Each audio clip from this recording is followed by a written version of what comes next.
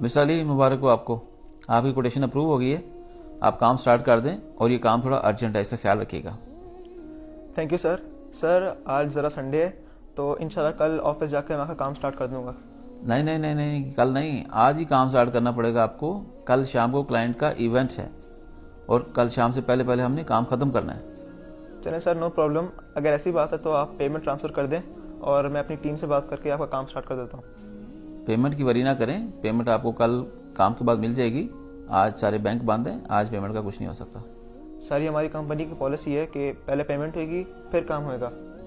मेरे भाई, आज मैं कहाँ से पेमेंट लेके आऊँ? सारे बैंक बंद है, बोला आपको समझ नहीं आ रही? सर ये हमारी कंपनी की पॉलिसी है, हमें फॉलो करना पड़ता है। यार जब काम नहीं होता तुम लोग आके तरले करते हो, जब काम मिलता है नखरे करने शुरू कर देते हो। क्या मसला है आप लोगों का?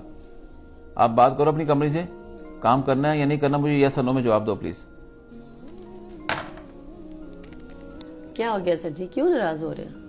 नाराज नहीं हो रहा यार, देखो लोगों को काम देते हैं, आगे सुन के नखरे खत्म नहीं होते। यही हमारी कंपनी की पॉलिसी, पहले पेमेंट करें फिर काम शुरू करेंगे। आज छुट्टी वाले दिन कहाँ से पेमेंट लेके आऊँ?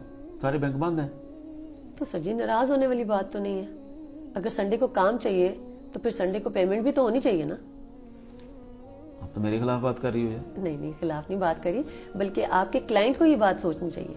अगर उसको इस दिन पे काम चाहिए, छुट्टी वाले दिन काम चाहिए, चाहे रात को चाहिए, तो उसके हिसाब से वो अपनी पेमेंट का बंदोबस्त करके रखे। वो तो बोल रहा है कल दे देगा, और कल मैं भी आगे कर दूंगा।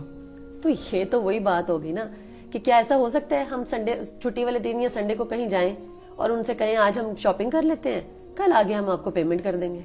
ऐसा मुमकिन है? नहीं। तो फिर काम में भी तो ऐसे ही है ना। अगर आपको पता है कि हमारा काम इस दिन आ रहा है या इस छुट्टी वाले दिन हमें चाहिए काम, तो उसके हिसाब से उसको पेमेंट की भी बंदोबस्त करनी चाहिए थी।